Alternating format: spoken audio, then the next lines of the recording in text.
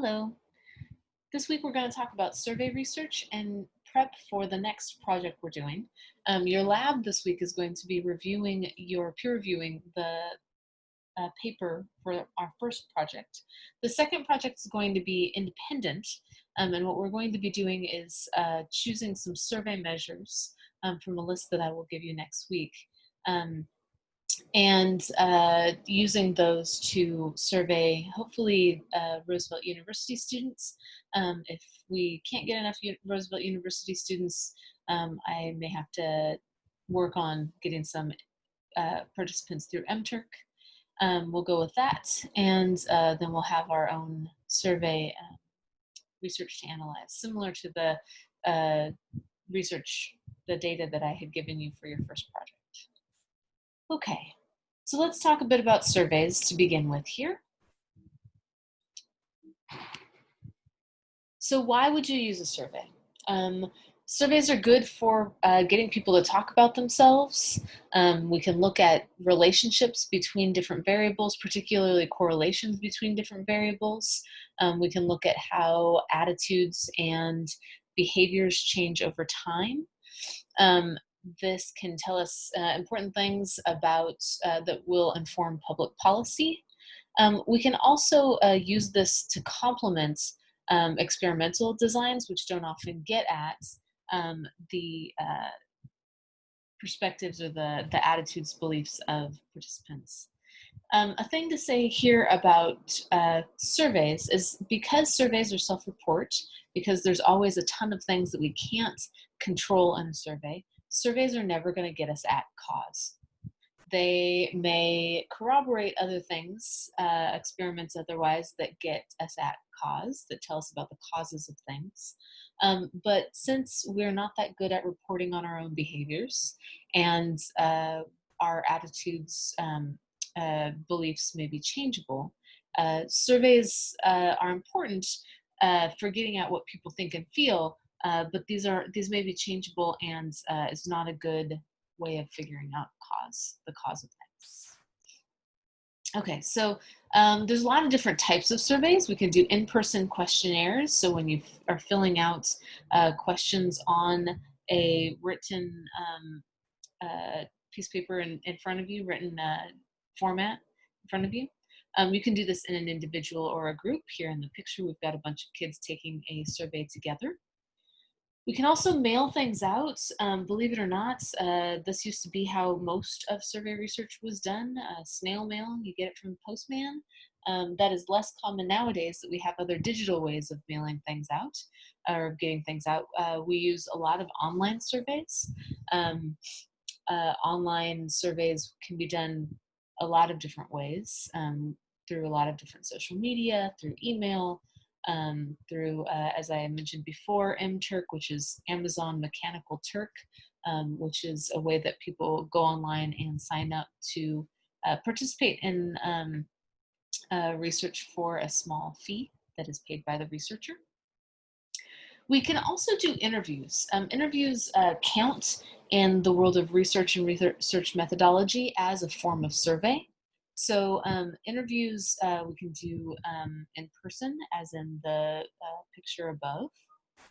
You can also do these online or via telephone. There's more data that you can gather in person. Obviously, you can see what people are doing. You can note what kinds of expressions they're giving you. On the other hand, it's easier to reach adults by telephone and online most times.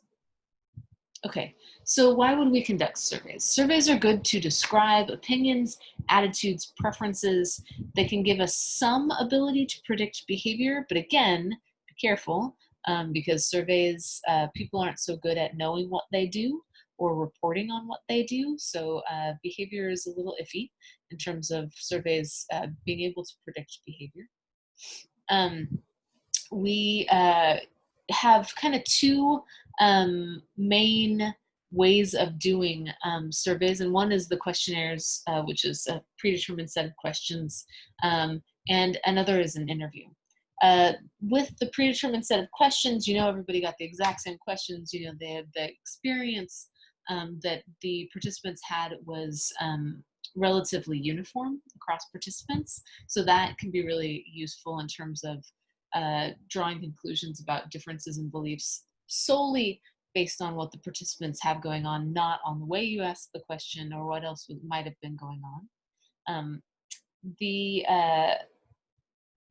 We often do questionnaires simply because interviews are harder to control, and they take more time and money to set up, to more time to train the interviewer.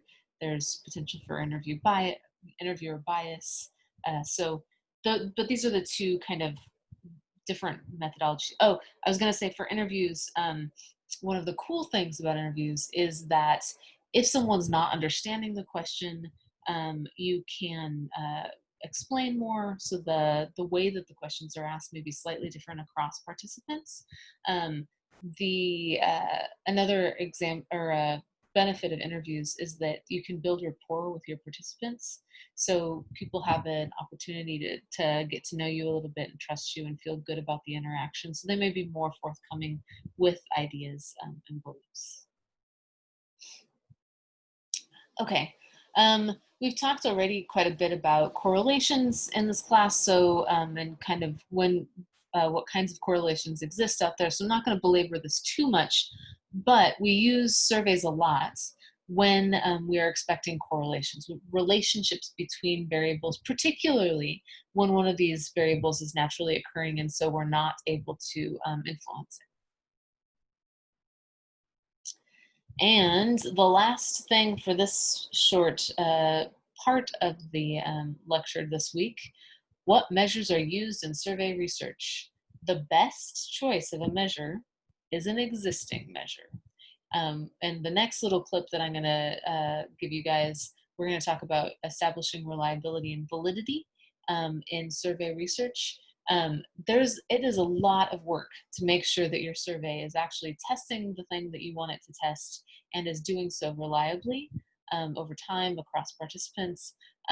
So better to go with a measure that someone's already done all that work, right? So when we are choosing measures for our survey, the survey portion of this course, we are going to be looking at existing measures, particularly existing measures that do not deal too much with pathology because we're not diagnosing, we don't have the follow-up capabilities, and measures that don't deal with any offensive or too risque kinds of topics. So just to give you an idea what we're looking for, if you have some measures you know of already. If you were looking for a measure, as in the case of the online gamer data that I shared with you guys, if you're looking for a measure that addresses a concept and there's just nothing out there, then you have to make your own. Or you can kind of adapt something that's already out there, but essentially that still counts as making your own, because any adjustments to the wording, any changes that you might make to the order of the questions even can influence whether the survey is going to be valid or reliable. Okay.